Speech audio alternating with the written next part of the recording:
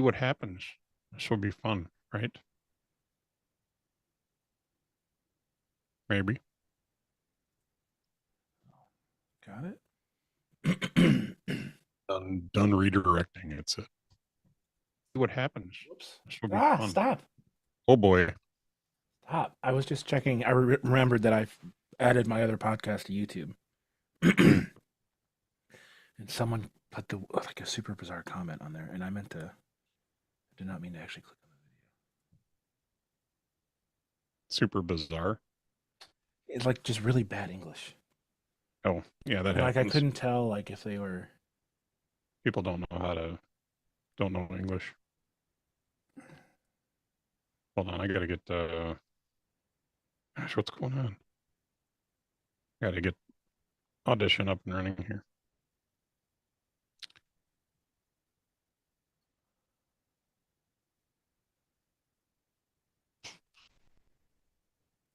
We are currently live on YouTube, so All right, if anybody gives a then. crap about this, about our podcast, they can watch us live right now. They can't hear you right now, Mitch. What? Yeah, sure they can. No, they're not listening. Why can't they? Never mind. It sounded like you were talking to people in the future. Are you hurting my feelings? No, I'm not hurting your feelings. So this was the comment I got. It was on the episode of the masterclass called "The Meekness of Wisdom." Okay. And it says, "I don't even finish watching it. I'll give it a like, and hopefully the video will get 4 views. Just kidding. Let it be 4 million. Just so I wrote that you find a service that will allow you to promote your channel." What? I don't understand. Oh boy. And apparently that comment got 2 likes. This is just robots, man. Oh, now Audition, are you going to be dumb? Please don't be dumb, Audition. I don't want you to be dumb.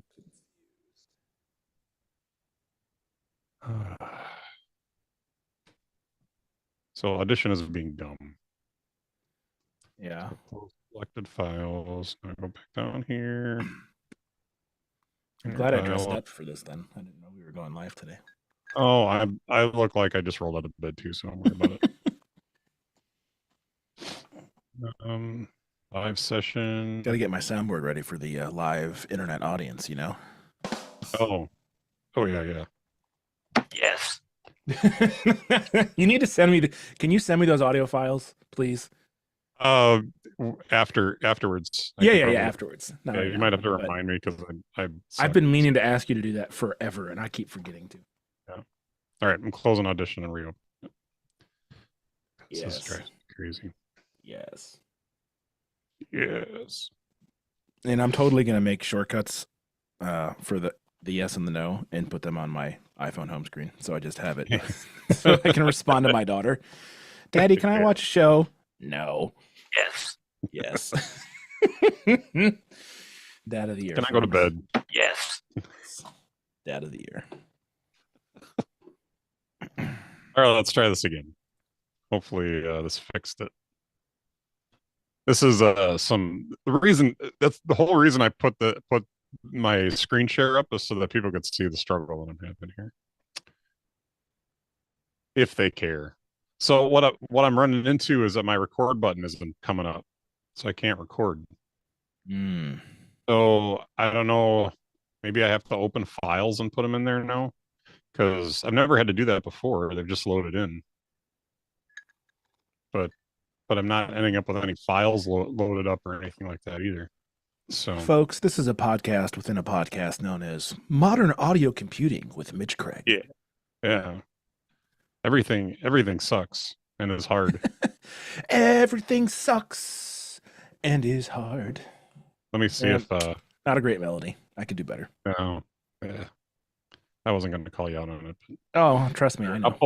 I'll pull up the show from last time and see if it comes up better or not. I don't know that that's going to solve my problem though, because I still need to delete still going to need to delete these.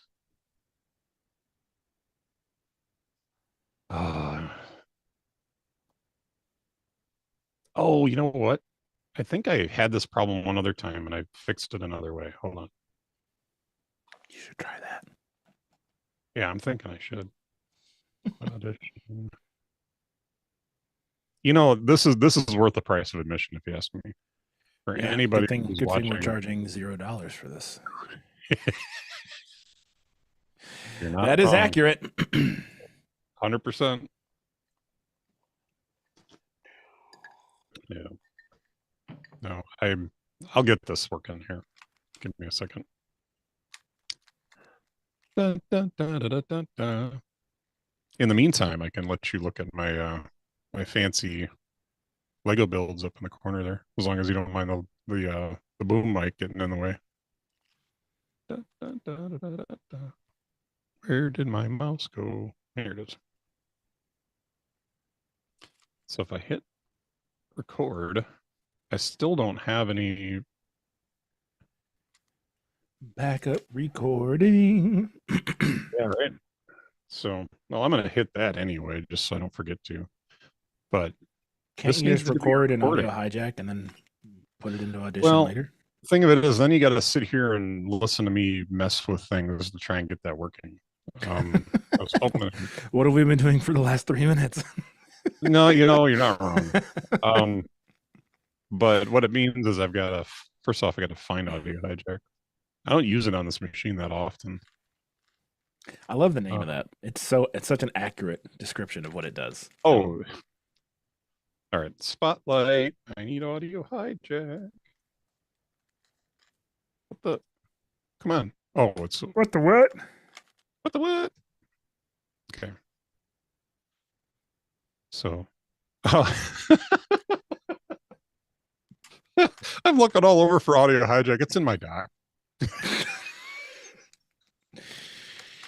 The best of the internet, folks, right here. Shoot. You know, so if you're tuning into this show and you're saying yourself, these guys are a bunch of idiots, look for the audio only version. That will be edited up and it'll sound nice. I promise we'll get going on this show here shortly. I have to update audio hijack apparently, and I'm probably gonna have to update Ace too. So just hang with me here. We're getting there. So maybe I have one already. Wait, stop. Got any pets? Set up ready for this? Pets? What? I'm just trying to make small talk. Oh, okay. All right. I was confused. All right. Turn off. I don't want those running. Okay, so let's try this. All right, check 1, 2. I got audio for me. Check. Hello, oh, hi. Hey, that's working. I have no idea where this is recording to, so I might have to check that here. I just want to say that if you search Inner Dialogue on YouTube and then click the live filter, we are 1, 2, 3, 4, 5, 6th on the list, and the only title that has Inner Dialogue in it. Yeah, the rest is all like calming yoga meditation stuff. That's not us, folks. We have a too obnoxious for that. Yeah, we have a discovery problem. Well, that's all right.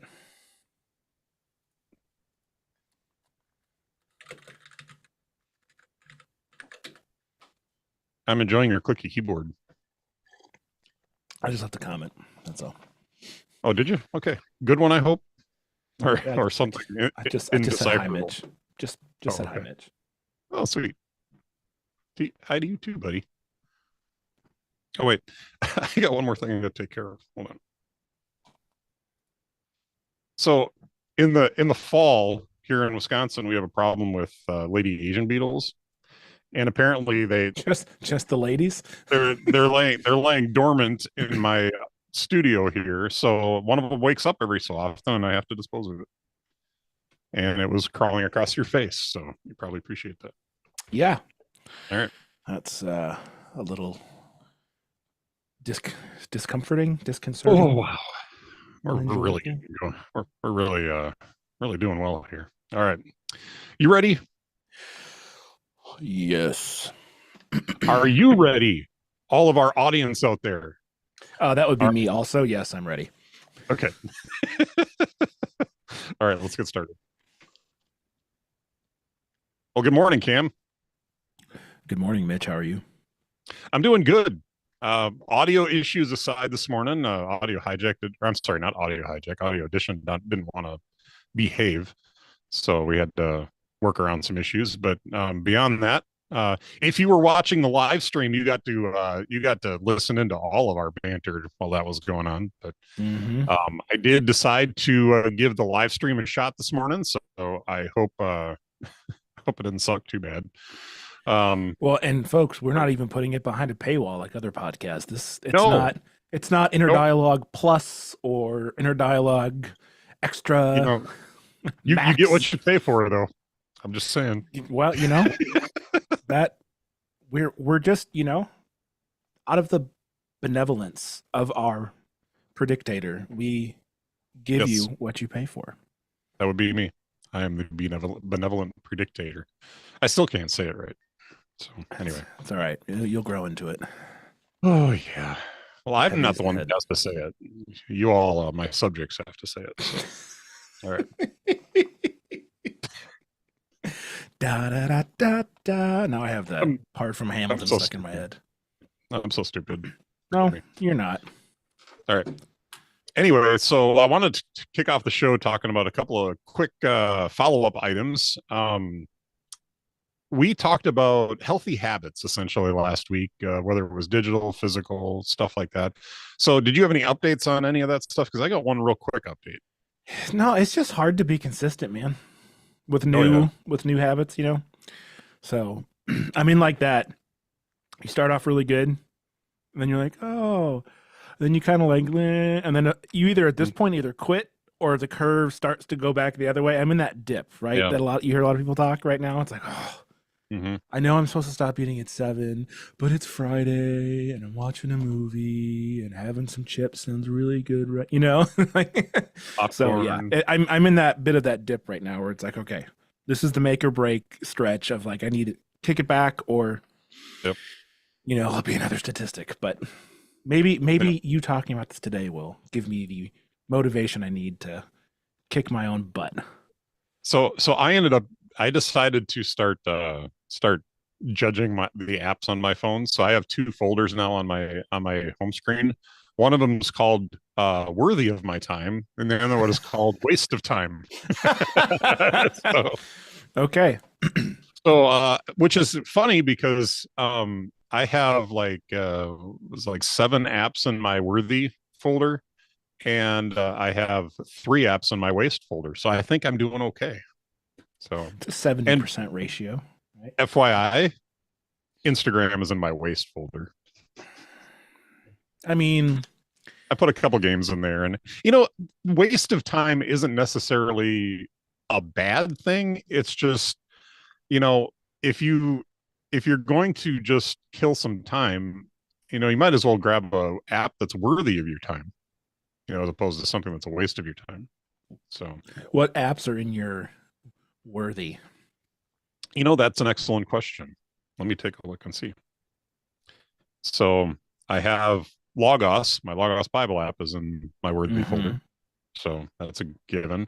I have an app called Natural Reader that I just tried because Speechify is incredibly expensive and doesn't give you a monthly option.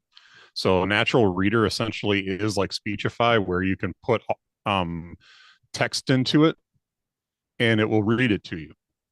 But I think Natural Reader actually does a better job of that. So it's much smoother. They use AI, to I put that in quotes. Um, they use AI. Well, I have to say something for the people that aren't watching the live stream. Yeah.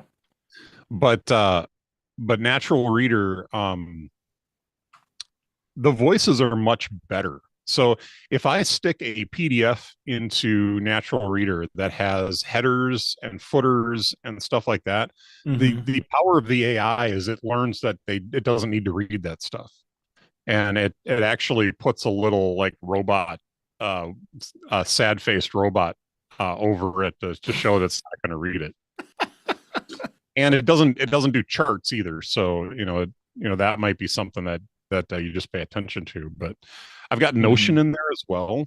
So I just about Natural Reader, I recommend it. Give it a try if you guys like to have your computers read to you. Uh, Kindle, I have the New York Times Games app in there because you Good got me hooked man. on it. Good man. I have Audible in there because typically speaking, if I'm using Audible, I don't see that as a waste of time. Oh, you said Audible. Okay, I Audible. misunderstood. Yeah, I thought you said Audible, and I was like, well, I don't know what that is. Okay, yeah, Audible. Good man. Um, I had an app come through my Instagram feed the other day, and I'm forgetting the name of it, but it was a an app. Um, oh, Head something. Headspace. No, it wasn't Headspace. It was a different one. But essentially, what it did is it gave you access to book summaries, and Ah, and it would read the book summaries to you as well because it had them in audio as well. So that was kind of nice. But I thought to myself, as a good Christian boy, like I should probably have something like that has Christian books in it and like theological books and stuff like that. I Mhm. came across one called Holy Reads that I'm giving a try right now. It's Holy. an awful name. It's an awful name. But Yeah, like I just but don't understand why the it feels like the norm of Christian versions of things always have the worst names. It's like oh, no one that believes in Jesus knows how to market. right. Which feels like an evangelism problem, frankly. But No, you're not wrong. it's Terrible. so bad. Like what's their Netflix ripoff? Oh, uh, Pureflix, I think it's called. well, I Yeah. know that there's VidAngel, which is I don't know that that's not necessarily Christian, but it filters out for profanity and violence and stuff like that Yeah. from shows. Anyways, I don't want to go down that But that trail. I just yeah, I can't remember what that's called, but it's bad. Um, so it's but it's called Holy Reads. Holy Reads, yeah. Okay. So I'm just giving it a shot right now. I'm in like trial mode, so it's not I'm not paying for anything. How's the Um, library? um, it seems pretty selective. Um, the problem with Christian literature is that there's so much diversity that it's really hard to find stuff that you want to listen to or read. May I I recommend crossway.org? Crossway.org. I have so many other books. Yeah. So I thought I'd give it a try and see, and so far it's probably not going to stick. But and then I have my chess app in there because I feel like chess is a worthy Yeah. thing because it's helps to build the brain and We haven't played chess in ages, Mitch. no, we have not. So are you interested in getting beat again or I believe what? I believe if you check our game history, there's a Hmm? reason we stopped playing each other, and it Okay. wasn't because I was losing. Okay. Anyway, so that's what's in my worthy. The waste That's folder has the waste folder has Instagram, the Alto's Odyssey Lost City in there, ooh, okay. and a solitaire game. So I Nice. think I've talked about solitaire stories on the show before. That's in Yeah, there. yeah, you mentioned yeah, I played that for a little while. Yeah, it's a good little game. It's pretty. Yeah. So I I wish like pretty things.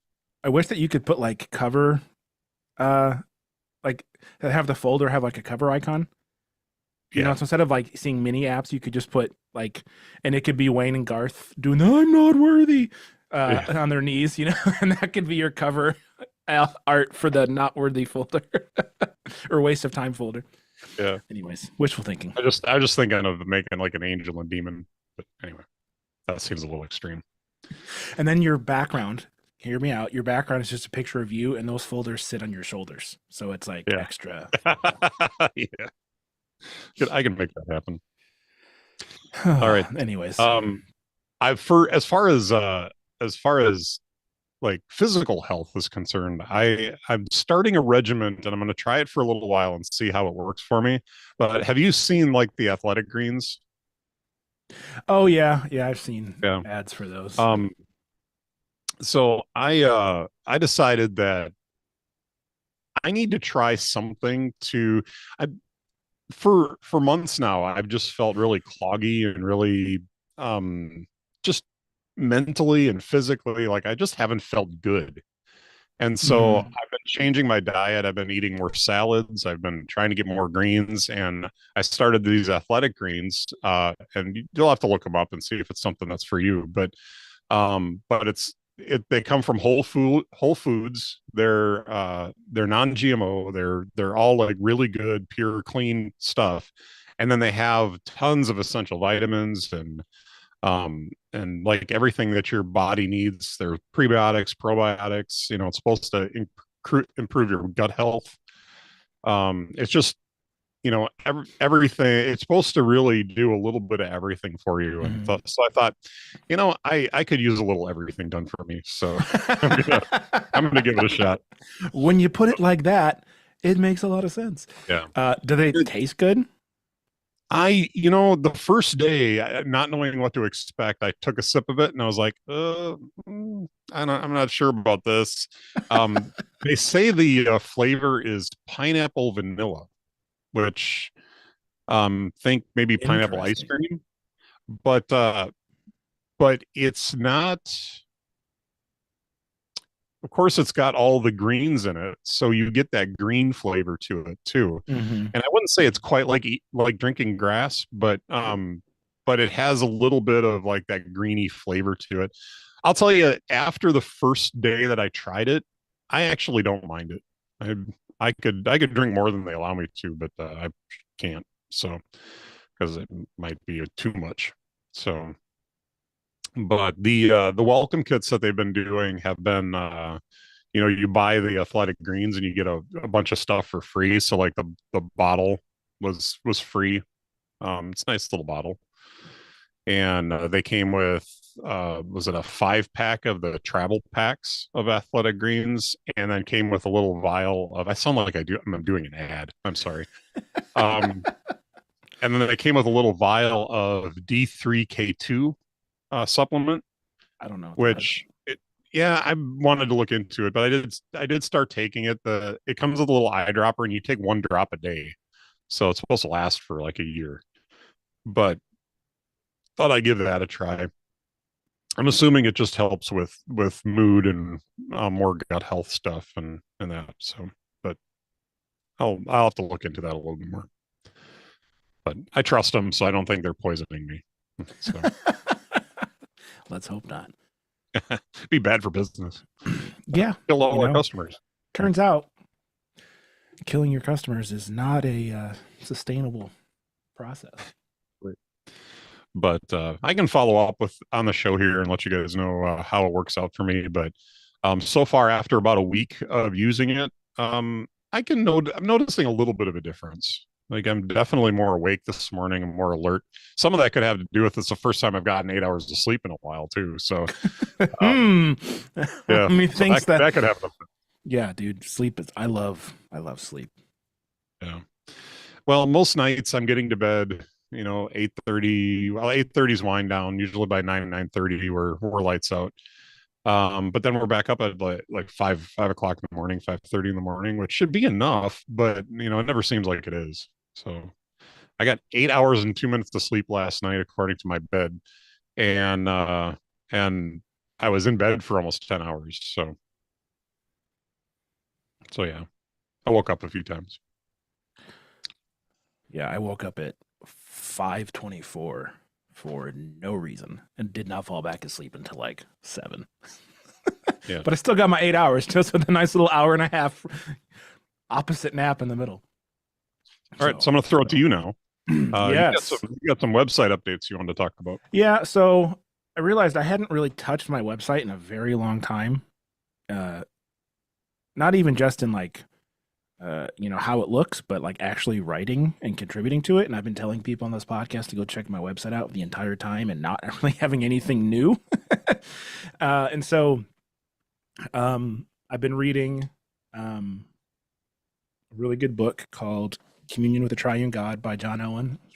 He lived like 400 years ago. And some of that has really just kind of sparked my, thinking about stuff. And I was like, I'm gonna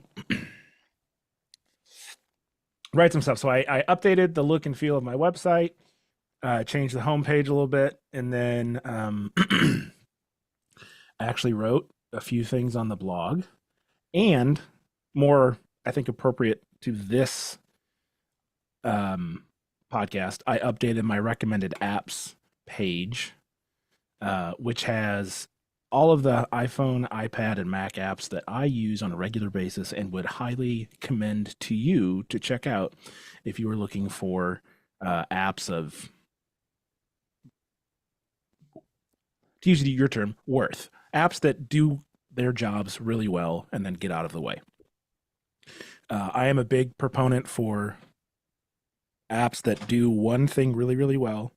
And then when I don't want to do that thing, I can just move on with my life, right? the apps that try to do 4 or 5 things, I'm not a fan of, generally speaking. Especially if I can find an app that will do one thing. I'd rather have 3 separate apps that do individual things really, really well than one app trying to do all 3 of them, just as a general rule. But I'm a nerd, so, surprise. So anyways, it's a list. It's a very long list.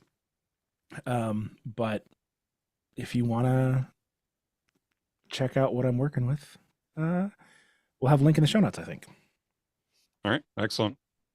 And we can follow up on like recommended apps sometime and do a show around that. We usually hit a show like that about once a year. So, because things change, Indeed. The only thing that doesn't change usually is carrot weather. So I don't know how many times we talked about carrot weather, and we just talked about it.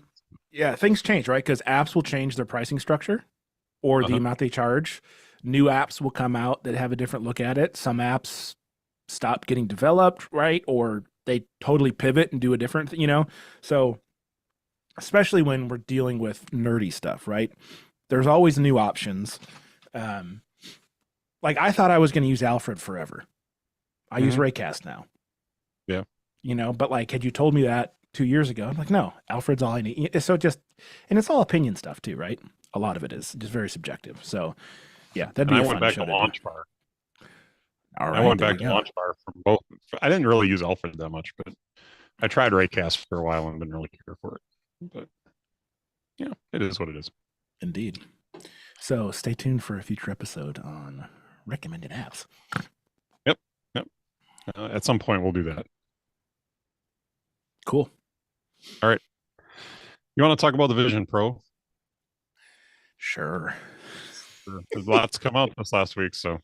Yep. All right. So the Vision Pro released on the 2nd. We are recording on the 10th of February. So it's been a week. A lot of our favorite podcasters have been talking about their experiences with the Vision Pro. And I've had a few opinions change a little bit.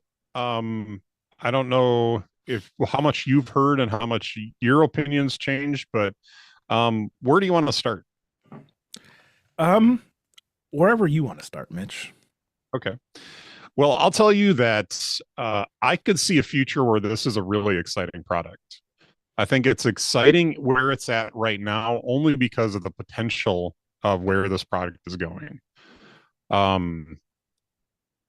I can see the possibility in my own workflow of having a Vision Pro or having a Vision device of some sort, having a like a 2 or 4 terabyte laptop, and essentially the larger display that I would want for that device would be the Vision Pro.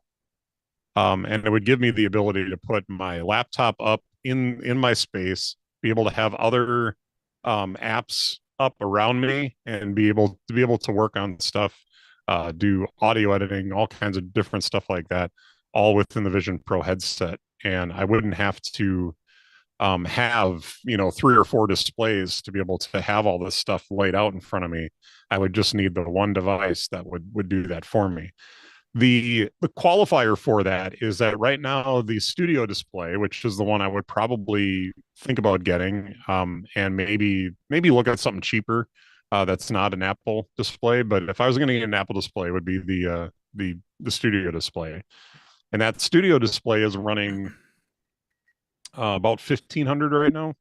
I forget what the exact cost is. It's 15, 1,600, something like that. If the Vision Pro came down to a price that was closer to that, that would get very tempting for me if I was going to start working on putting together this setup, because that's the setup eventually that I want to do is a laptop desktop type setup. So right now I have separate computers in here. So I have my iMac, and then I have my M2 MacBook Pro, or I'm sorry, MacBook Air. Mm-hmm. And the setup works really well for me, but I do need a laptop, you know, because I do take this elsewhere in the house and outside of the house. So the what's nice about having the iMac right now, and this is the last Intel iMac that they made, the 27-inch. What's nice about having this iMac is that this ends up being kind of the hub of my whole system, because it's the one device that I keep all the files on, because I've got 2 terabytes on this hard drive. And so I can keep everything locally on this device. So if I have anything fail, I know that this device has everything. And then across the room over there, I've got the Synology that's doing the network backup. So, but so as far as backup's concerned, that is covered outside of the iMac. Um, but for me, my future setup is having, you know, a laptop, you know, that will connect to a display that will basically, the laptop will be the hub of the system, and then I don't need a separate display for that. But I can see the Vision Pro becoming part of that system. So, Well, as I've got the M1 MacBook Air, mhm. and I do not have a studio display because I refuse to pay that much money for a monitor. My computer costs less than that. Like, that to me is just whatever. But I have a 4K Samsung monitor, 24-inch, and it's awesome. So Yeah, much cheaper. And I think I got it on Black Friday, so I think I got it for under $300. So yeah, I can tell you what you're aiming for down the line. Laptop with a desktop setup that includes a big monitor. I love it. It's great. yeah. Got a little stand for my MacBook, and then when I want to move, unplug, and I'm out. Right, it's great. So I hope that you can get your ideal setup eventually. But anyways, Vision Pro. So Mm-hmm. trying to decide how I want to piggyback on what you said. I feel like the grumpy old man in this conversation. I just I so I watched a couple of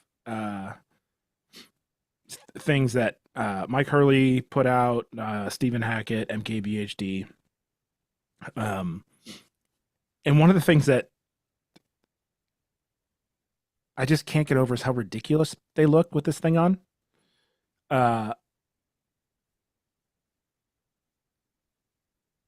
But it does seem really polished for a first iteration of a product, right? The operating system, it feels it based on everything that I've read and seen, everyone's kind of blown away with how polished Vision OS is.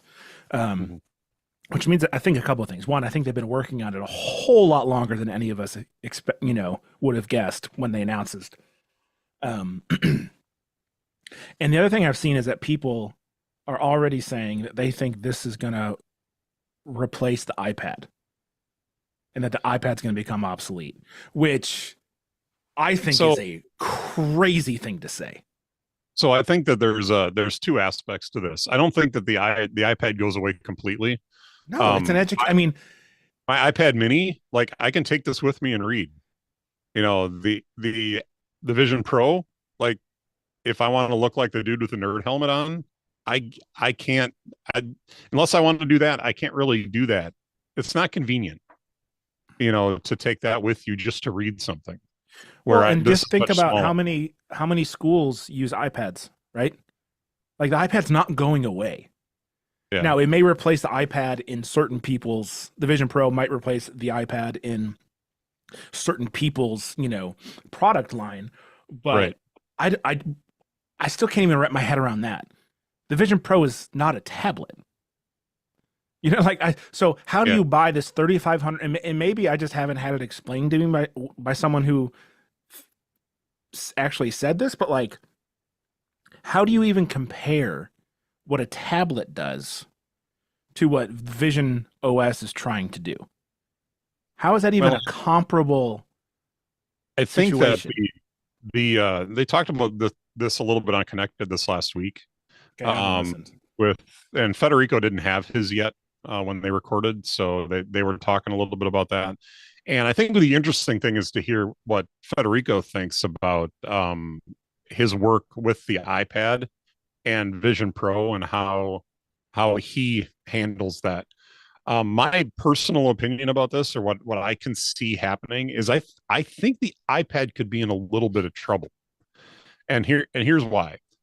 I think that the people are more and more going back to the Mac for productivity. People that had this pie in the sky idea about how the iPad was going to replace and going to be more portable and it was going to be a better productivity device for people who are on the go are Hmm. starting to realize that you have to jump through this hoop and that hoop and this hoop and that hoop to try and get done what you want to get done that you can do much more natively on a Mac. And I've seen that happen with a few of the people that we listen to regularly in podcasts. Probably one canary in the coal mine that I would look at is Mike Hurley, is that he made the choice, a few years ago that he's just not pursuing trying to figure out how to do the stuff on the iPad anymore. Hmm. Federico's even dialed back a lot of his productivity stuff on the iPad. As much as a proponent of the iPad as he is, Hmm. he's looking at, it's easier to do it on the Yeah. Mac. Um, and then you bring in the Vision Pro, which runs essentially the same, very similar back end of the operating system. It's basically iPad OS is where Vision Pro developed out of, and that's very evident in the way that you use it. I mean, Hmm. obviously, the apps, Well, yeah, and resizing the not window and all that is looks just like it does, or eerily close to yeah, iPad but the OS. iPad, the I'd say the Vision OS is almost like the perfect marriage between an iPad in a productivity environment, an iPad and the MacBook or a Mac, because you can bring the Mac into it and get work done. You can use a lot of iPad apps, not all of them, Hmm. and then a lot of iPad apps that are being converted into Vision OS apps. Are there's just like this synergy between the two that I think if I'm looking at a budget for like if I'm putting together a new studio and I'm looking at a budget and I'm thinking, okay, I'm going to get that like 4 terabyte hard drive in a M2 MacBook Air or MacBook Pro or something like that, so that I have that really good machine, that really good laptop. um, what am I going to, what's the next step for me? Well, am I going to get an iPad so that I can have like another device here, another screen? I would say the one exception for me would be I do a lot of reading on the iPad mini. So it can't really replace the iPad mini. But if I was rocking an iPad Pro and I wasn't doing drawing and stuff like that, but I was using it for typing, for that sort of stuff, um, I think that the Vision Pro does it just fine at that. And there's improvements that could be made from where it's at right now, but I think it's doing a decent job of that. On top of that, I get the larger screen um, for my MacBook in the Vision Pro as well. On top of that, I get a device that I can watch movies in. I can do games, and there's different things that I can do within that, And one of the things that sells me a little bit on this is I think it was Jason Snell was talking the other day. I want to say it was him. I'm not 100% sure, but I think he was in one of the environments in the Vision Pro. I think it was I forget what the name of it was, but it's the mountain in Hawaii.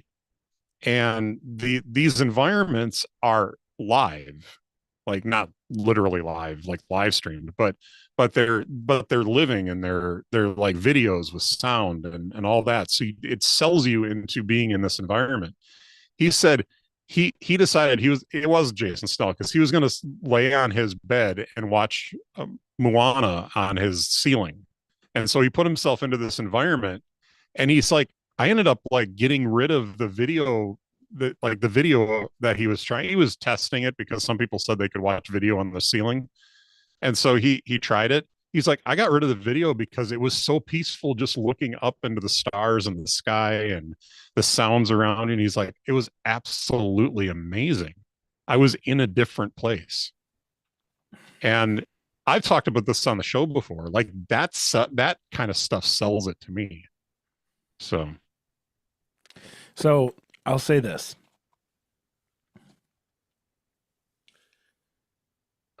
What all of that comes down to me, especially when we're comparing iPad to Vision Pro and Vision Pro being a replacement. Yeah. The price difference. Now, do you get certain things in the Vision Pro that the iPad can't do? Yeah. Right? You can't immerse yourself in your iPad like you just said Jason Snell did. You can't have a virtual, screen, right? You can get an iPad for $200-300. You know what I mean? So I guess where I'm at with it is to your point from last episode, we will see cheaper versions of the Vision line. Right. You got to start out with the big one, get all the sales, work out all the kinks, figure out how you can then, especially like in the, the manufacturing process, how you can bring costs down, supply chain this, blah, yada. But like we've seen this before in every Mac lineup, right? They make it, and then as the longer they make it, the cheaper the other, the less impressive models go. It's just a matter of time. I would be much more comfortable having this sort of discussion once we know what the other entries in the Vision lineup are going to look like and going to cost and what they can actually do, right? Because we expect the technology, as far as like software and capability and power, to improve. That just seems to be a baseline assumption. With every iteration of the software, it's going to become more efficient, more powerful, yada, yada. Like that's just a given. So I don't understand how people, after having the first version of a product for a week, can be like, oh, the iPad's doomed. No, it's not. Maybe for power users it is, but for the rest of humanity, tablets are a very affordable way for people to have access to computers. You know what I mean? Yeah.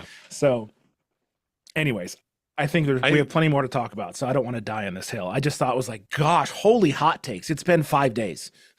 Well, and a lot of them are admitting, and I haven't listened to all of ATP yet on this, but a lot, I think just about every episode of a podcast that I've listened to this week about this, they're all admitting these are first impressions, that they're still a little overwhelmed and stuff by this device. One phrase that I've heard a lot is Mike Hurley said it a couple times earlier this week about just sensory overload in the device, because it's just like, you get into it and they're like, where do I go? And I think that's part of the reason that Apple's doing the in-store demos for them, is to kind of, okay, let's walk you through this a little bit, help you understand what this device is about. Well, and here's another thing that blows my mind really quick. Sorry. This device is $3,500. Mike Hurley and his wife flew from London to the Bay Area, met Tim Cook. Nope, not the Bay Area. He went to New York. Oh, New York. Okay, sorry. Still, they flew across the ocean, 2 people to purchase, and like, it's their money, and if they can afford that, God, like, good for you. I mean, well done. That's like, take a trip, take a vacation to New York, meet Tim Cook, get your, like, I'm jealous that you can afford that. That's great. Yeah. Well done, Mike, for building a very successful podcast network. You and Steven. Fantastic. But I was just like, I just live in a different world, man. Yeah. So I'm not judging him. I was just like, holy cow, that is an investment in money. And I get it's also it's not available outside of the United States, so that's why they have to do it. But it's also that's why he wanted to do it, I should say. But it's also his job, right? He is on multiple Apple focused podcasts. You know what I mean? So like, I totally get why they did it. And shoot, if you can go to New York, why wouldn't you? You know? But I was just like, I saw that and I was like, oh wow, that is. I mean, crazy is not the right word, but I was just like, expensive is like, man, they dropped some cash on that. Anyways, we can move on because we have more important things to talk about.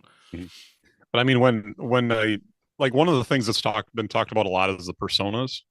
Yeah, we haven't touched on that yet. So let's just admit they're bad. They're so creepy.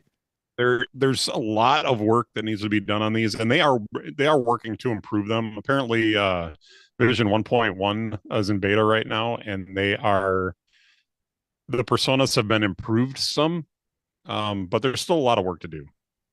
And Jason Snell's talked a lot this last week about him and Mike Hurley did a call, and they were on the call for a good half an hour or so. They wanted to really test out the personas and see how things work. Now, Mike Hurley says that he thinks it's because of the beard. Like his mouth wouldn't move. So he's talking and his mouth's not moving. But if you think about the way the cameras are shooting down, if you've got a beard that sticks out and it can't see your mouth, how does it know to move your mouth? Yeah. You know, so that might be something that because his beard's pretty bushy. Yeah. So and my mustache probably would get in the way.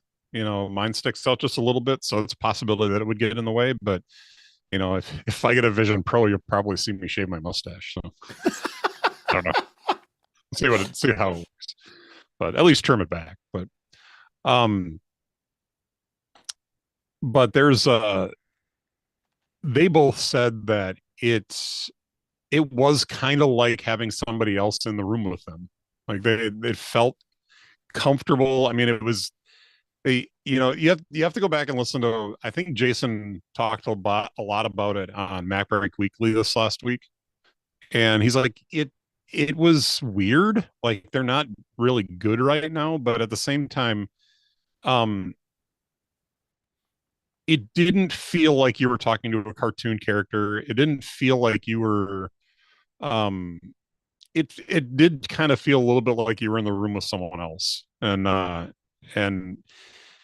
that was his impression of the time that he spent, doing that. So it's not a good experience if you're in Zoom with a bunch of people and you're the only one that's in a Vision Pro. looks like you're made out of watercolor paint. Like, yeah, but again, like let's say 5 years down the road, it looks like you, and they've gotten to where they need to get to. I don't know, man. Makes me uncomfortable. It's always the mouth. It's always the mouth that gets people. And like the eyes, it's right? So hard to also synthesize mouth movement. Right, but also the eyes, right? Like when you make eye contact with another in the flesh human being, you're not just like, there's an actual connection that happens, right? Yeah. And so when you're seeing someone digitally, there's nothing in the eyes. They're just, you know what I mean? And I think that's part of the reason why animation that looks cartoony is so much more easy to watch and less disturbing than this like the animation that lives in this uncanny valley. You can't recreate humanity or life in digital or paper and pen animation, right? And that's why none of us get weirded out when we watch a Mickey Mouse or a Bluey or, any of the Pixar movies, because they don't look like real people. Their bodies are out of proportion. Their eyes are, you know what I mean? like the Yeah. closer you get to like trying to recreate actual life in animation, it's weird. It's unsettling because you're like, that's not a live thing, but it looks like it should be. Yeah. And I don't want to get to a place where I'm confused. Is that a Fair. real person? I'm not comfortable with that. Yeah. So, anyways, get off my lawn. Right? That's what. Well, there's been a lot of talk this last week about the immersive experiences that they do. Mhm. Being able, like legit feeling like you're in the room. Like Alicia Keys is the one that gets brought up a lot because they'd have a demo of her, or they have basically a concert of hers that was done in an immersive environment. That you're basically sitting in the environment and she's singing to you, which I would find super creepy. But you're She's got a really good voice though. yeah, but it's but the way they talk about it, um it is like having a private concert from a talented artist, and you're just in a Vision Pro. Like, it's a very different experience. Mm. But that's like actual footage, like real footage of her, not her persona, right? Correct. Okay. Correct. Yeah, I All right, moved so past personas. We agree on yeah. this. Can we talk about Eyesight for a second? I think this is a dumb feature. We finally found something Mitch doesn't like about it. All right. The well, I feel like future versions of this are still going to have this, but I think when they start to cut the price down, your lower end version is going to lose this feature, and I think that that's a good thing. Right now, like the ones that they showed in June were really bright. You could see their eyes, everything. Well, and it matched. They were matched using skin tone as best as they could, right? The shipping version of this, it looks dim, it looks discolored, it's not blue. good. Yeah, it kind of makes you look like you're in a Smurf environment. But I take that back, that was dumb. But not dumber than the Eyesight feature. But anyway, no, I think that this feature should just go away. I think this should be the touch bar of the Vision. Yeah, it just feels like a gimmick, right? Yeah. A very expensive, unnecessary one. I understand what they're trying to do here, but I don't think to have a feature like this that looks terrible really doesn't achieve what you're trying to achieve, because it's not your eyes. If they came out with a version of this that was legitimately your eyes, like they were goggles, and they could do everything that they're doing with the current Vision Pro, but in more like goggles. I could see that being kind of a cool thing, but they can't do that.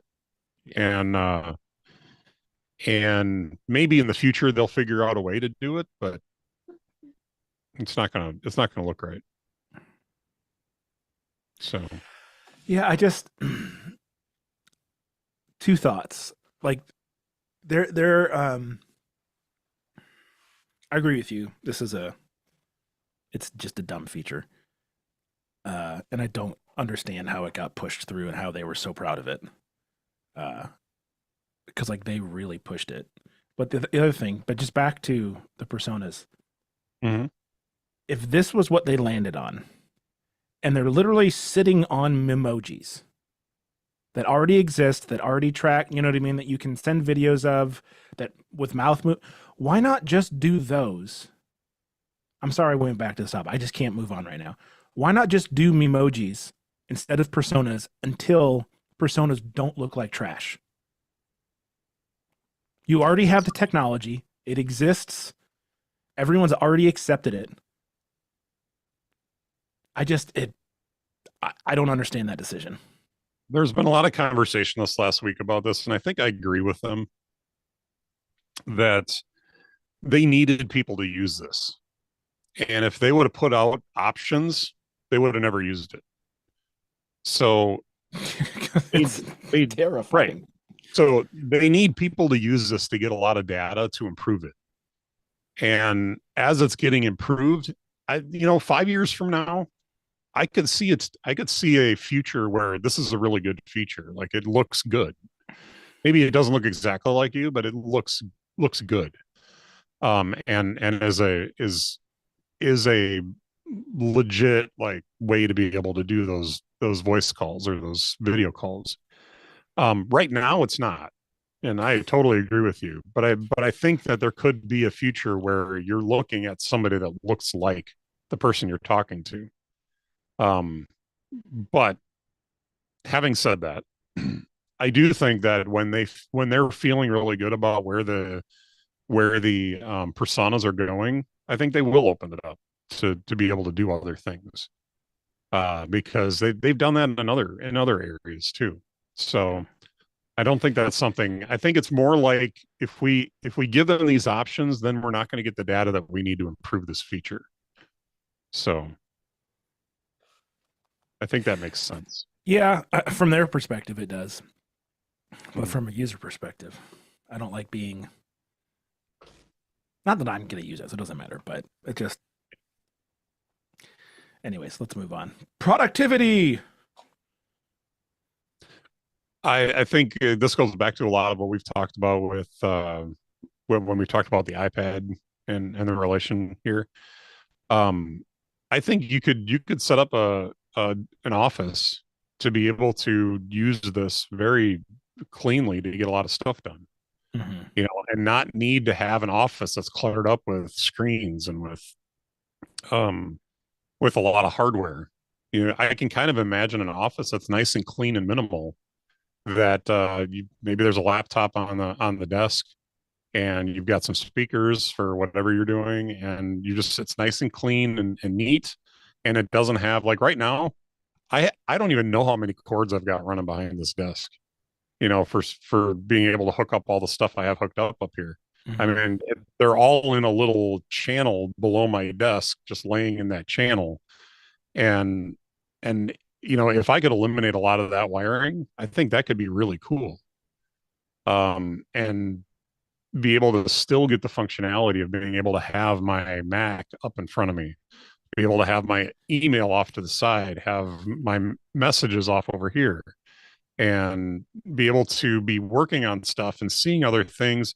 Or better yet, I'm sitting in an environment where I can't really focus, and I turn the digital crown on it and I take myself out of that environment into another environment where I can focus more on what I'm working on. And I think that would be another key feature for me. So to be able to have a regular environment that I can work in, that I can get stuff done in without being distracted by the things that are going on around me. Okay. A couple of questions to clarification. You compare it with a Mac, right? But you can Mhm. also compare it just with a Bluetooth keyboard, correct? Correct. Because it Mhm. doesn't support multi-touch yet. Um, so help me out with multi-touch. What are you looking for with multi-touch? Like I can't type on a digital keyboard. You can type on a digital keyboard. There's a digital keyboard in the thing Right, but itself. like can I touch four things at once and it recognize all four of them? That I doubt, because it's going to be like the keyboard on an iPad. It's going to give you all the functionality that virtual keyboard on the iPad gives you. Okay. So you can pinch to zoom, right, and rotate stuff, Mhm. but I can't like play digital piano and it recognize all the. Well, I mean, are you talking about having like a MIDI keyboard plugged into it and be able to? No, no, Are no. you're talking I'm about trying. being able to see it in front of you? Yeah, I'm trying to understand the capability. Presumably, the hand tracking should be able to do that. It's just a matter of having an app that can Right. take Yeah, and I advantage. don't think one of those exists. But I guess what I'm trying to understand is the the amount of input it can handle from tracking my hands at one Yeah. like in a singular input, right? Or singular moment of input, you know? if I'm zooming a picture with my left hand, can I delete a note with my right hand at the same time? You know what I mean? Like, what's the level of Well, tracking so input it can handle? I think so you have to understand that whatever you're doing on in the Vision Pro is what you're looking at. So if you're doing something over to your right, you're looking at that thing and you're pinching and zooming and doing the motions that you need to move. Understand, you don't have to have your hands up. You can have your hands in your lap doing this, and you just look over and you pinch and you zoom and you grab the grab bar. It has everything to do with what you're looking at. That's what the eye tracking is doing. So So if I'm looking at, let's just say I'm looking at my email and mhm. I want to delete something, but I also know that I have a window open to my left that I just want to get rid of. I Yeah, can't do that without looking at it. can't yeah, you can't do both. So I It's can't no whatever look you're pass looking on this, is what you're saying. I can't be a good point guard and at. Right, just do stuff without look. Okay. All right. right. Mhm. That answers my question. Thank you. Now connected to that, there's another thing that's been discovered this last week that is actually really incredible and answers the question as to why does this feature exist, other than the fact that I use it a lot, but universal control. So if you have the Mac up in front of you, you have iPad apps on either side, and you have a trackpad in front of you that you're using, you can Mm-hmm. move that trackpad from window to window. It just jumps from window to window in each of the windows that you have open. It doesn't move in the space of Vision Pro. So does that make sense? It moves from window to window. It does you don't see it in between the windows. So it's Yeah. like you have multiple displays around you and you're moving it from one Yeah. display Yeah. to the next display. So so yeah, so there's been talk by a few of the guys on podcasts that I've heard this last week that have the device that they have their keyboard and their Magic Trackpad in one of the 12 South. I forget what they call it, but it's Oh just a yeah. little The thing that, thing you yeah. put it in, Mm-hmm. so that they can sit on the couch and type and move things around and be productive within that environment with a keyboard and trackpad. So, and in that case, yes, you can use multi gestures on the trackpad. Anything that you would normally do on Yeah. your Mac or on an iPad, you can do with that. So, but yeah, a lot of people this last week have said this is why universal control was designed or Well, and developed. it seems like because I know the Vision Pro is paired to the Mac, right? Um, and then the iPad apps are on Vision OS, right? But like it seems like never mind. That's not going to make sense. I'm gonna move on. I just convinced myself that was going to be a stupid thing to say. Okay, all right, we'll move on. All right, I think another thing to talk about is movies and environments to watch movies in. Mm-hmm. Um, I think this is a really interesting thing. There's been a lot of talk about 3D movies this last week, Mm-hmm. and and the fact that this is actually a really good way to watch 3D movies.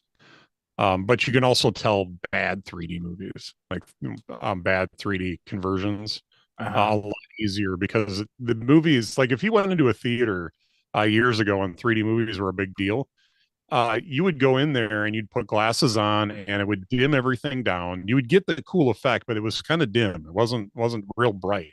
Mm-hmm.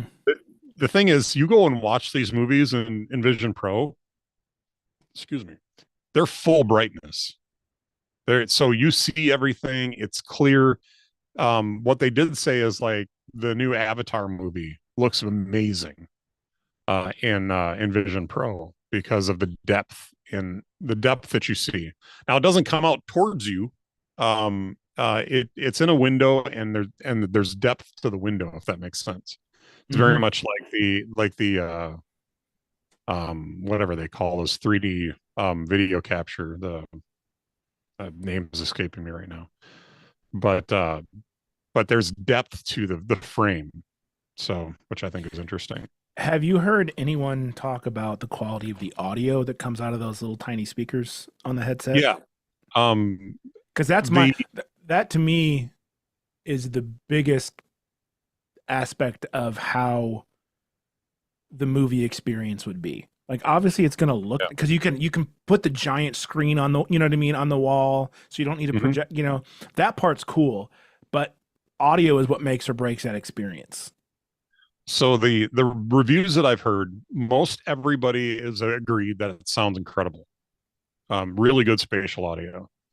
I did hear, I think it was Casey List on ATP say that he thought it was incredible, but it wasn't as good as the AirPods 2 or AirPods Pro 2 paired with it. So if you can Well, and because those are actually in your ears, where these are sitting like right in front of them, right? right. And they don't. I am I think impressed if with I'm how good watching a the movie, I'm using some kind of headphones or the AirPods Pro 2 probably.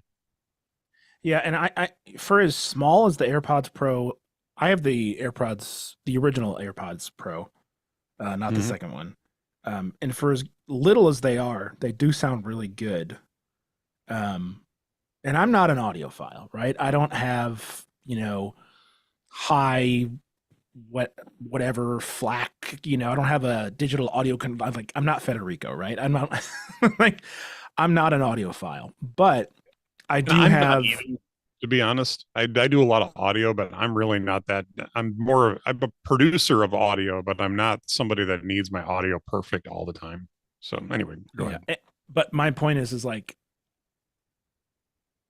I have a Sonos surround sound system in my living room, and I know for a fact that's going to sound better than the AirPods Pro, the AirPods Max, the Vision Pro, simply because physics, right? I'm literally surrounded by speakers, and they're bigger so that they can have, and I have a subwoofer, and I have, so like, and that's an unfair comparison.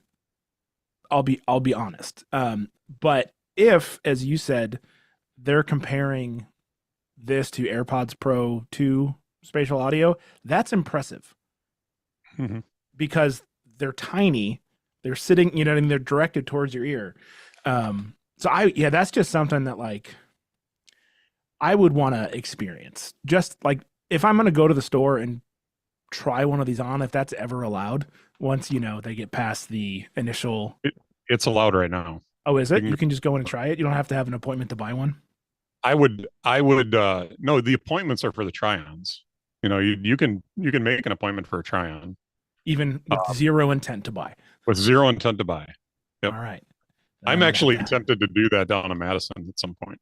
Yeah, I was gonna So say there's an Apple store 20 minutes from me, so that might have to I, happen at some point just for funsies. I yeah, Because my that's the wife is one thing that I would really want to check out is like how good is the audio experience. right. Mhm. Anyways, all right, cool, good to know. Yeah. So I think the audio is pretty legit. Now, to your comparison, Hmm.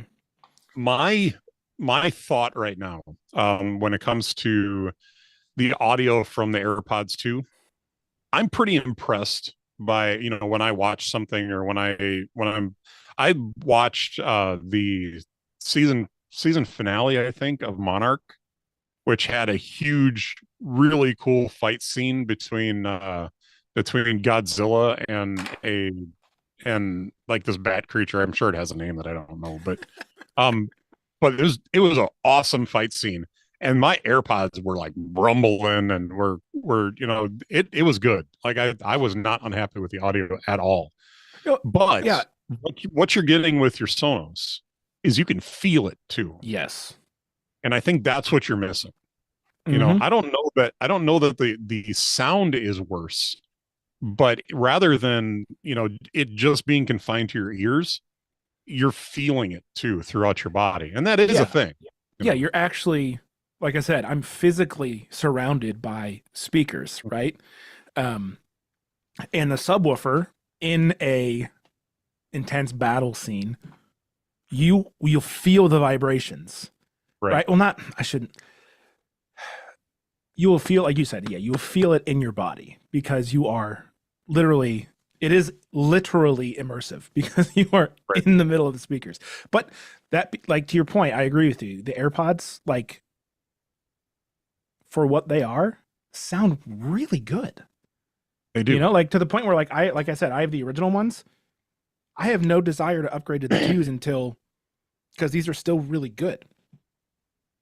Like I don't even have the chargeable case. Like I have the very first iteration of the AirPods Pro. I don't know how many years I've had them, but like they're still awesome. You're talking about the wirelessly charged case. Yes. Yeah, yeah, the Qi charger or whatever. Yeah, I Mhm. actually have to plug it in. So like I have the Yeah. very first iteration of the AirPods Pro, and they're still doing a great job. So Yeah. I had those and I got the rattle in both sides. oh, I I got to forgot about that. Yeah, and they were going to charge you an absurd amount of money to replace them. more than what they were worth. Yeah. So dumb. So Mitch bought some new ones. Yeah, So, golly. but anyway, no, I think the movie experience is incredible. I've heard that some of the environments that they have for the movies are really good. Like, that they've got theaters that you can go to depending on the app. There's some apps that, like Disney Plus has some really cool, like you can watch movies in Avengers Tower. Um, you can, you can Okay, that'll watch, be you can watch movies sitting in the speeder on Tatooine oh in gosh. from Star Wars. There's just a lot of like really neat environments that they're offering in the different apps. Yeah. Now, I agree with a few people. I've heard this last week. It would be really cool to see them be able to open up an API so that those Yeah. are available all over, like just Well, outside of the app as well. here's a question I have. Can I watch Star Wars from nestled in the belly of a tauntaun yet? That's what I Not need yet. to know. Okay. No, I think it'd be gross, and they smell funny too. Well, I don't have to smell it. I just want the warmth, you know? Yeah, because you think they smell bad on the outside. Oh gosh. Sorry, that's a pull. Anyway, but games I think will be interesting. I don't know that they haven't put a lot of focus on games with the Vision Pro yet, but most of your, I think probably most, if not all, your Apple Arcade games should be available in that. But they're not going to be big, fully immersive environments yet either. Yeah. I think that's coming, but I don't know of anything that's available yet that's immersive. So, and I thought somebody said that there's a version of Beat Saber, like somebody made a version of Beat Saber for this, or You that it read was my coming. mind. So, but I know some people want to see Supernatural on there too, but these are all um, apps that are owned by Facebook right now or by Meta. So unless What's Meta is going to offer those, yeah. What's Supernatural? I'm not familiar with that one. Supernatural is supposed to be a fitness game. The one thing I've seen looks a little bit like I imagine Beat Saber looks like, but where they're whacking things, moving past them with sticks. Hmm. But it's a fitness game that's available for the Meta Gotcha. the Meta Quest or whatever they call it. I don't Yeah, know. it's the Quest, Meta Quest. Yeah, but I I will reiterate my statements from the last episode. This is not for me right now. Um, 30 I'll tell you what, if I knew what I know now about the first Apple Watch, I probably wouldn't have bought it because it was rough. And I Hmm. think the Vision Pro, for all of the polish that's on it, you can see all the cracks too. Like it's And those will still become not a perfect device. no, yeah, yeah, yeah. And once the people that we've mentioned in this podcast, right, that have them get past the honeymoon phase or past the overwhelm phase, then we'll start hearing, oh, this is weird, Yeah. that's broken, this is Well, needs to go away. they're all already talking about having to reboot the device to get it to work. Hmm. There's the battery. The battery should be hot swappable, and it's not. So you got to shut down the device to remove the battery.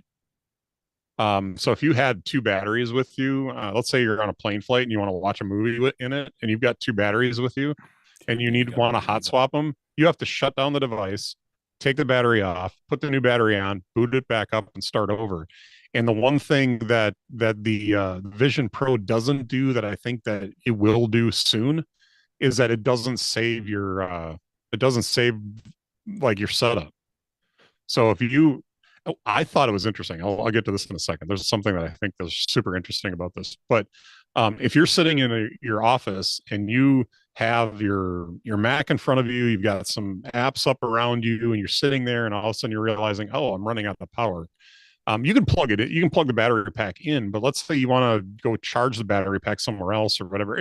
Let's say you're in an instance where you need to disconnect the power and Mhm. connect to something else. You have to shut that down, reconnect, turn it back on, and now you've got to arrange your windows the way they were before. They're not persistent. So Really? yeah. So something that happened to Jason Snell, which they were joking about on Mac Break this last week, and actually the title of the show came from this. Um, you can leave stuff in different places in your home, like you can Yeah. move through the house. Hmm. And so he left his settings app in the garage, and so he walks through the house and realized, oh shoot, the settings app, I left it in the garage. So he had to go back down there and close it and go back to his other office. And That's funny. so yeah, it's pretty funny. Yeah, I saw one of the videos that MKBHD posted on his Instagram where he had set up his screens in the parking lot. Mm-hmm. And then he walked over to get something from his car, turned around, and you could see the backs of the screens just floating there. Yeah. And then he walked back and was like, okay, I can start working again. And just because it was in a parking lot, it was hysterical. He just like got something out of his car or walked away and then looked back and you could just see them floating exactly where he'd left them. Mm-hmm. Which was No, but I mean that you can do that in the house like this. yeah, Like I'm yeah, yeah. down in my studio in the basement. I can get up and I can walk upstairs. I can go grab something. I come back downstairs and all my video monitors are here. Yeah. I could go and set a timer on something upstairs and put the timer next to it, and then Mm-hmm. come back down here. The timer goes off. I go back out there. My timer's still sitting there. Yeah.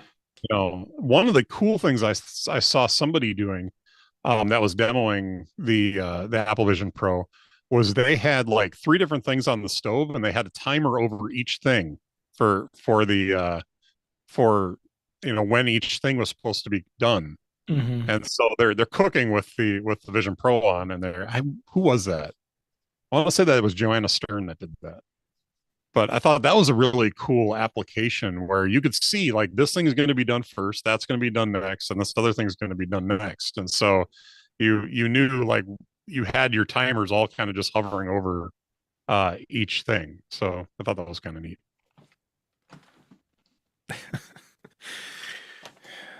I just thinking that's probably not a good device to have over, something steaming. Right? So But so she even said that they don't recommend you use it for cooking. But yeah. yeah. All right. Vision Pro, folks. Yeah. I'm excited about the potential of this device. It's hard to be excited about um, what the device is today, a little bit, but with the price really kills that.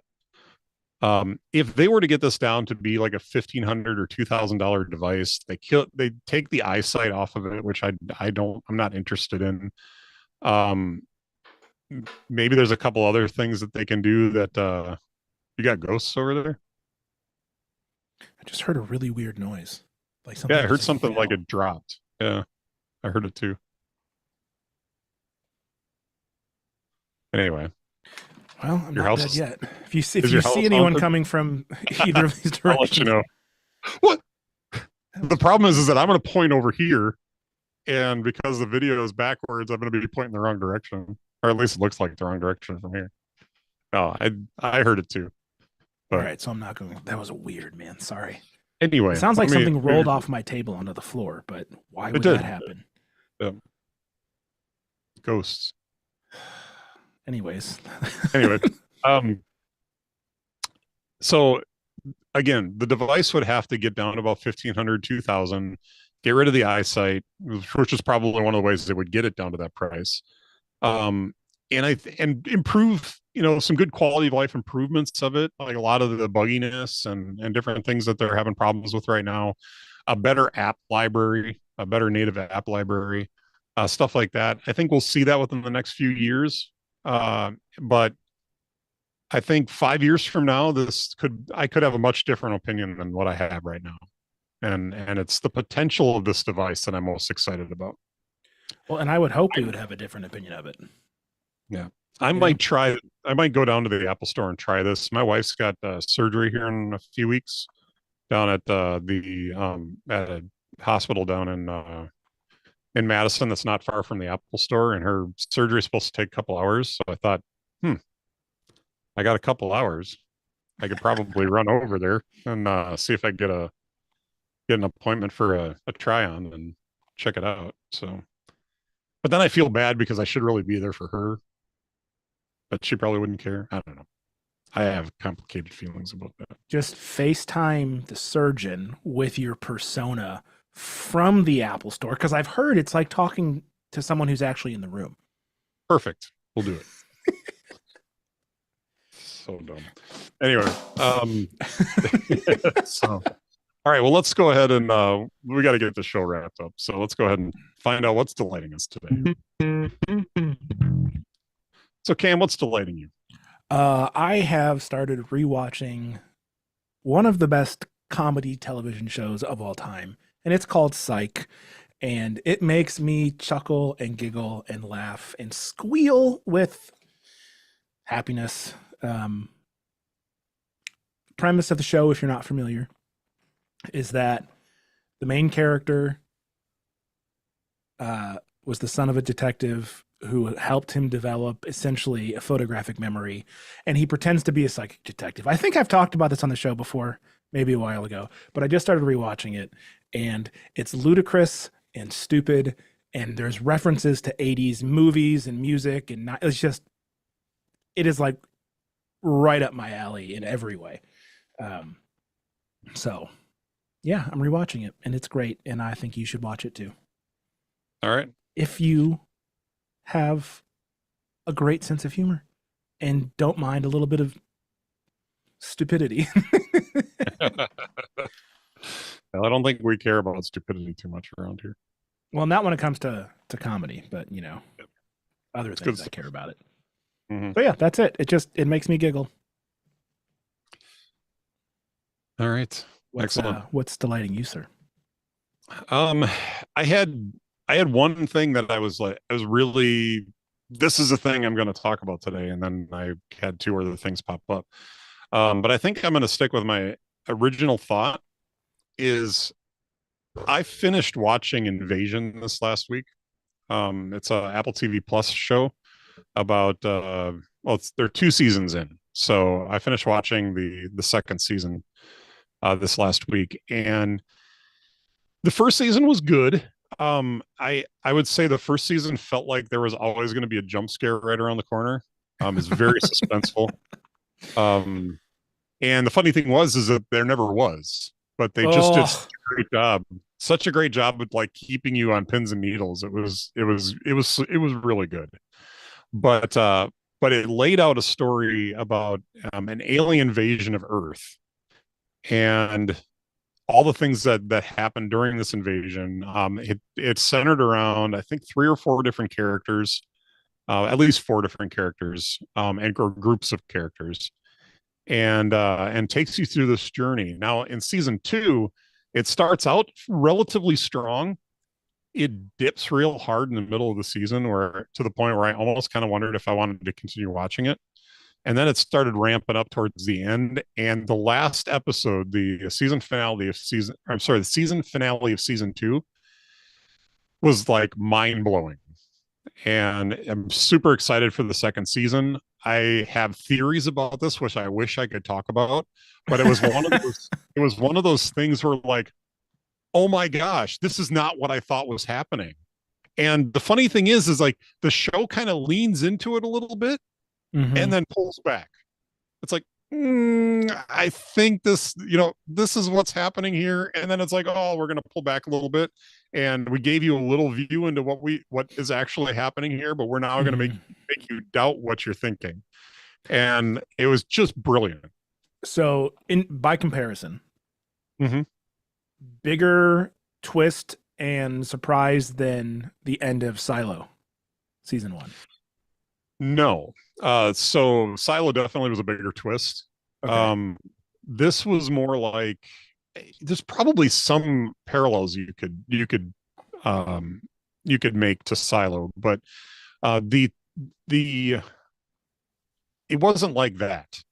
Okay. It was a very subtle lean into something to kind of open up your thought into thinking that something wasn't the way you thought it was, and then they lean back into what were making you believe all this time, because the characters don't see it. The characters don't understand this aspect of it. So um so I think it's one of those things where I think next season they'll lean harder into this so that you start to realize what the truth is of what's Mm-hmm. going on. But they just kind of gave you a little bit of a taste, and then they pulled back a little bit. So Gotcha. Cool. so I was really excited to in that last episode. So it was one of those times where I sat up off the couch and I'm like, what? Like, could it be that this is what's actually going on? And I think I actually said something out loud. I was alone watching, but I think I actually said something out loud because it excited me that much. So, Nice. but it's a good show. I wouldn't say a great show, but if you enjoy stuff like Lost, Silo is a good comparison show to it. Um, where you have this kind of secret, or you kind of like they're just kind of unveiling a little bit at a time as to what's going on, Mm-hmm. and you dive into a little bit of what human like character, how people would handle being in a situation like this. It's very interesting, the process that they go through and the things that they do throughout the show, um based on that. So it's a good show. I highly recommend it. All right. There you go, folks. Two very different television recommendations. Yeah, very much so. If you can't handle really high suspense, this might not be a show for you. But if you give it like 3 episodes and you're hooked, keep going. Like it gets good. So, All right. but yeah, very cool. Anything else you want to talk about today? Nope. I think I think we we've covered it all, sir. we're well over an hour now, so I think we're good. So, Yep. all right, well, let's wrap her up. If you are interested in finding out more about Cam and I and the back catalog of the show and anything else that's going on, you can check us out at innerdialogue.show. And we also have a presence on YouTube. I know we were talking earlier, we're not like hitting the top of the charts or anything when you search for us, so you might have to search a little bit deeper. I did find us relatively easily by searching Inner Dialogue Podcast on YouTube, so I probably would recommend doing it that way. But the all the episodes will be up there. I think YouTube's got a funny thing, or maybe Squarespace. I'm not sure, but it only like sent up the last 100 episodes when I had it ingested. So this wasn't a problem with our podcast here because we haven't hit 100 episodes yet, but it was a problem with a couple of podcasts that I do for the church. So Yeah, I had that same limit on my other show that I do. It only just last 100 episodes, and so um ATP was able to get all like 672 episodes up there. So I'm not sure if that's why I'm wondering if it has to do with the limit on Squarespace. So I don't know. we shall look into it and report back. Right on.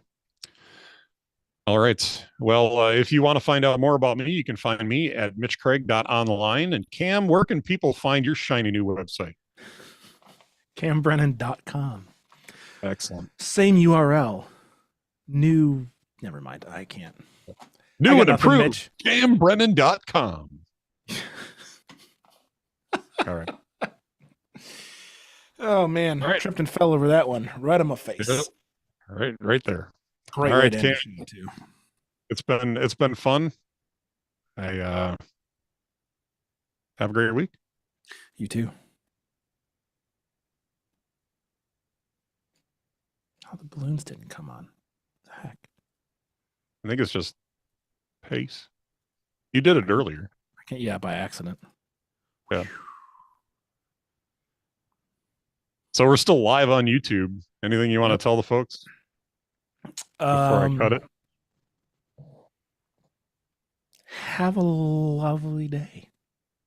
I'm looking to see if anybody actually tuned in, and we have 0 likes, 0 dislikes, so that's good. One one person watching, which is probably me. So yeah, stunning experiment. Excellent. So Got to start somewhere. all right.